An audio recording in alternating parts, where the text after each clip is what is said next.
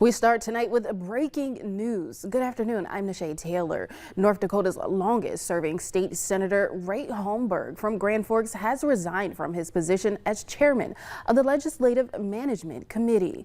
Holmberg is under fire for exchanging text messages with a man jailed on charges related to child pornography. In an emailed statement, Holmberg said, "Recent events and discussions have made it clear to me that the interim governing body of the legislature, Legislative Management does not need to be any part of that discussion." Per Holmberg's statement, Vice Chair and House Majority Leader Chet Pollard will complete Holmberg's term as chairman of the Legislative Management Committee. Holmberg has previously announced he won't seek re-election this fall. The subject of a silver alert you likely got on your phone earlier today has been found. North Dakota officials sent out a silver alert early this afternoon when they were attempting to locate Beverly Ann Battagler, a 69-year-old with dementia. She was last seen this morning in Hunter, North Dakota. Officials haven't said how Battagler was found, only that she was safely located about 45 minutes after the alert was sent. This morning's rain and snow mix caused a number of accidents across the valley. One person is dead after a semi-involved crash in Wilkin County. Minnesota State Patrol officials responded around 9 this morning on Highway 210 near Highway 9. Initial reports indicate the crash also involved a van. Officials have not released the cause of the crash or the names involved. And in Cass County, 5 people are hurt following a rollover. The North Dakota Highway Patrol says it happened on Highway 38 just south of Buffalo. The crash report says a van lost control on the snowy road and rolled into a ditch. One person was airlifted to a local hospital and is expected to be okay. The 4 other people were treated by an ambulance. They are also expected to be okay. Highway 59 in Mahnomen was closed today as crews responded to a semi-vehicle crash. Minnesota State Patrol says that around 11 a.m. a semi jackknifed across the road and a Ford Escape had crashed into it. The 67-year-old driver of the Ford was taken to a local hospital with non-life-threatening injuries. Authorities say the semi driver, 32-year-old Brandon Madden, was not hurt. Road conditions were snowy and icy at the time of the crash. A mix of weather hit the valley today, and many of us are wondering, is it spring yet? Well, Hutch is here now to give us an answer. Hutch, what can you say? Well, another taste of winter, and last night we talked about that rain snow line and that Fargo would likely be rain. Well, I've had a plate of crow this morning because that was way off base. A lot of slushy snow in the FM area. Well, limiting our visibilities, and we did get almost an inch here. Here's some reports from you, where you see the asterisks are your reports you shared with us. Itasca, 4 inches. Dunvilla, 3 inches. Detroit Lakes, 3.5 inches. Park Rapids and Pelican Lake also picking up those 4-inch totals. Cormorant, 2.5. Thank you for all your reports and photos that you've shared with us. You can find more of those at valleynewslive.com. Here it is, first thing in the morning, rain south, but look at Fargo set right on that line. Reports of snow down in Wahpeton, Breckenridge. That was the cutoff point. It moved off to the east where it snowed a little bit more prolonged out there where they picked up some slushy slop, we'll call it. How about this? The return of warmth taking place right now. 48 degrees in Fargo. Wow, almost 50. 57 in Oaks as you're, well, layering and lathering on the sunscreen. 37 in Bemidji, but the clouds you can see, there's still a few out there. Tonight, we cannot rule out an isolated sprinkle or rumble of thunder. Temperatures slipping back into those 40s after being near 50. Grand Forks will stay in the 40s. Chance of a rumble or shower as we go through the evening. It'll be pretty spotty in nature. Then we turn our attention to the multi-day storm system coming our way. And for us, for our side of the state out in the east, strong thunderstorms a possibility. A couple could be severe. We'll go over that in your hour-by-hour forecast and what to expect for this wild weekend of weather as it continues.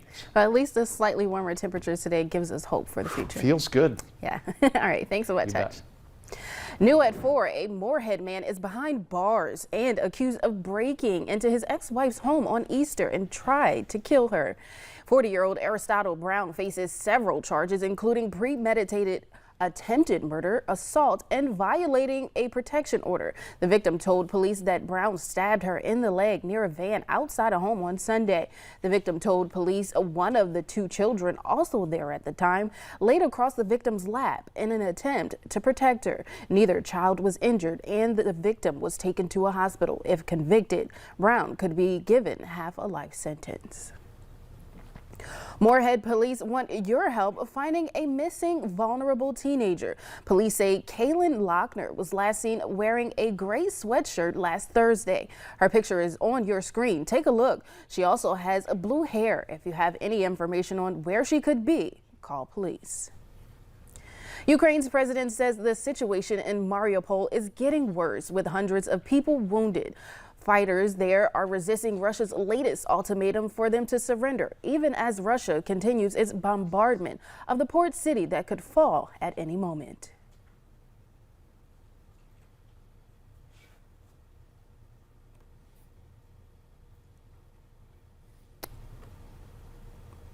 Russia is also intensifying its attacks on the eastern part of Ukraine. It is sending more forces to the Donbas region, which is important to Ukraine's economy. This comes as the U.S. is preparing a major new shipment of artillery and ammunition to Ukraine, rushing to get it to the country in time for the Russian offensive. Do the best we can with each package to tailor it to the need at the time. And now the need has changed, because now the war has changed, because now the Russians have prioritized the Donbas area, and that's a whole different level of fighting, a whole different type of fighting. The UN says more than 5 million people have now fled the war-torn country in what is Europe's worst refugee crisis since the end of World War II.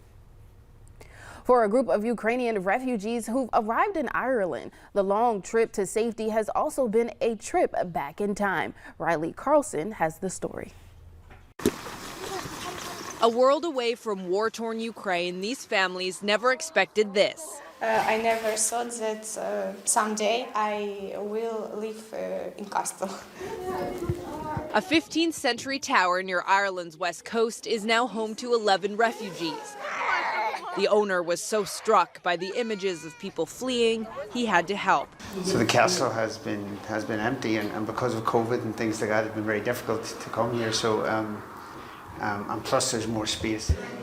Not only offering them a place to stay, but flying to Poland to meet them and bring them back. We weren't sure what we were doing, and just trying to make things better for them.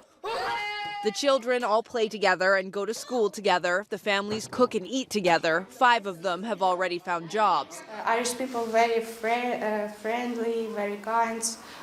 All people want to help us.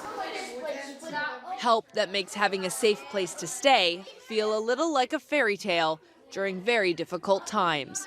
Riley Carlson, CBS News, London. 23,000 Ukrainians have arrived in Ireland so far, but the government expects that number could quadruple. The world of tennis is also weighing in on the Ukraine conflict. It announced today tennis players from Russia and Belarus will not be allowed to play at Wimbledon this year. Among the prominent players affected by the ban is the reigning U.S. Open men's champion. Soccer, figure skating, and track and field have all banned Russian and Belarusian athletes and teams from their events because of the war.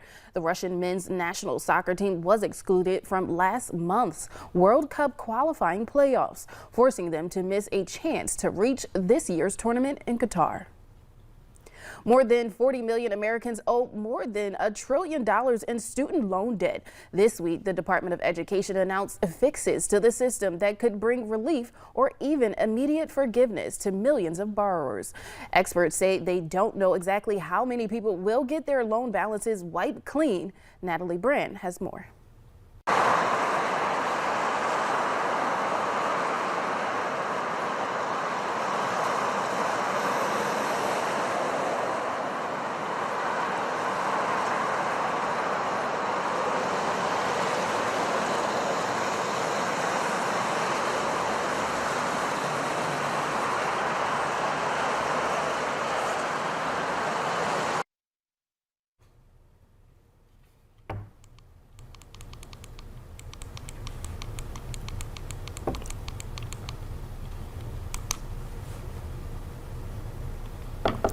The COVID vaccine may be available for children younger than 5 by June. That is if the FDA gives its authorization. Last year, officials weren't happy with the result from Pfizer's 2 doses and started testing a possible 3rd dose. However, the FDA wanted to begin the process for emergency use authorization, so the request was submitted for 2.